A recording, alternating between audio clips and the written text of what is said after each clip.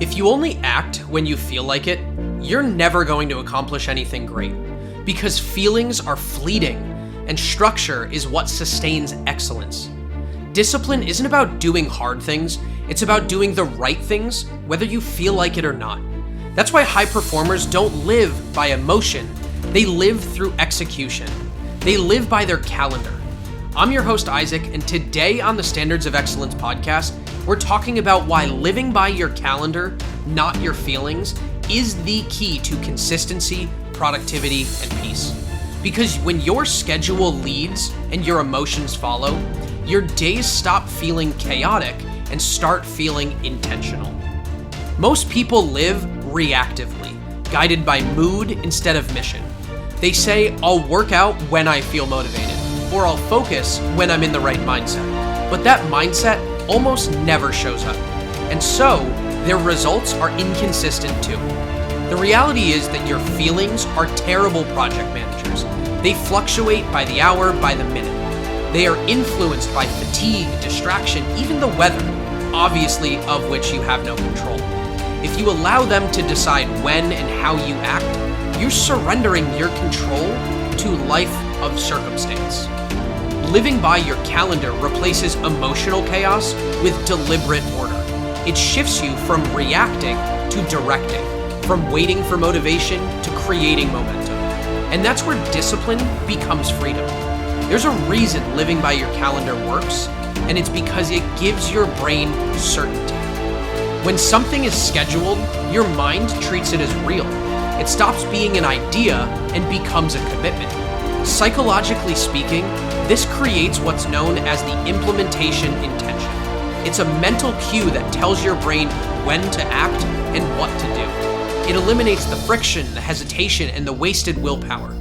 Most people think that discipline means having more motivation. It doesn't.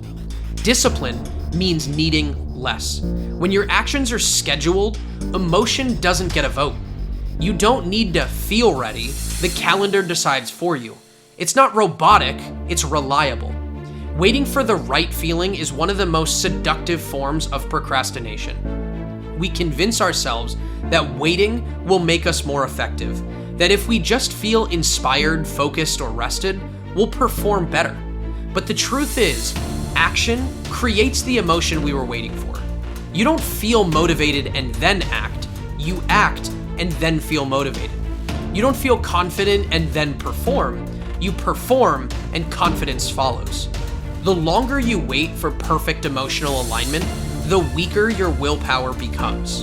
And over time, your brain learns that emotions control your behavior, not your principles. That's how potential slowly erodes into inconsistency. But when you live by your calendar, you flip the script. You teach your mind, I don't move when I feel like it, I move when it's time. And over time, that mindset builds inner strength.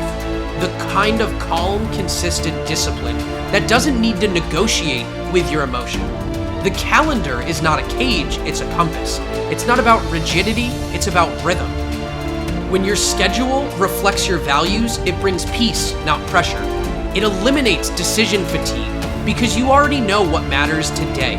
You stop waking up and asking, what should I do? You start waking up knowing this is what I'm doing today. Structure stabilizes you. It gives your week a predictable flow. Effort balanced with recovery, focus balanced with freedom.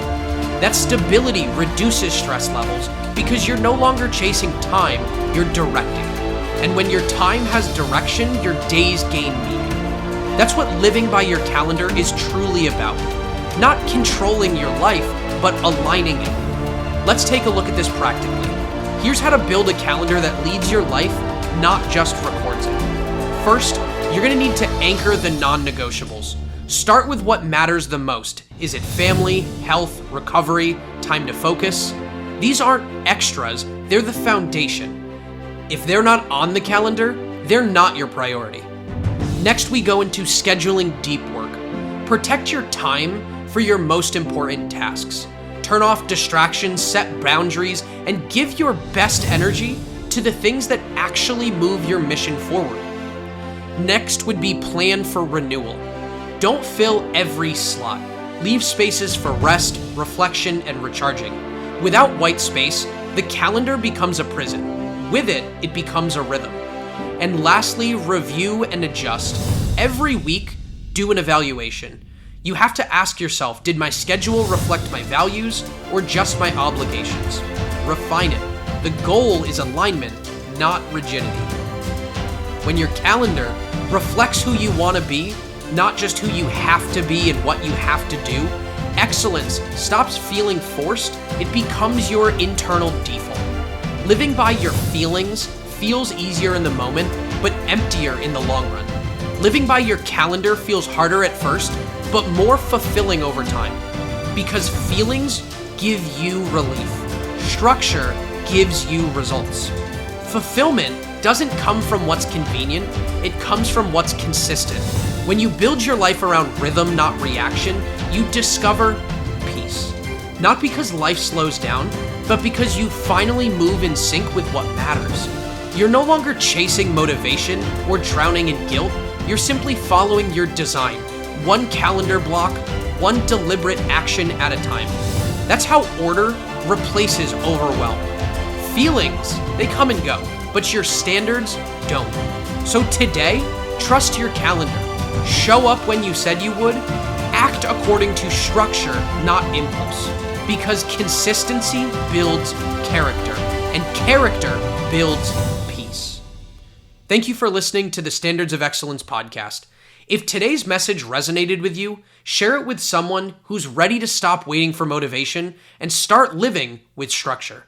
Until next time, pursue excellence, take charge of your calendar, and make today matter.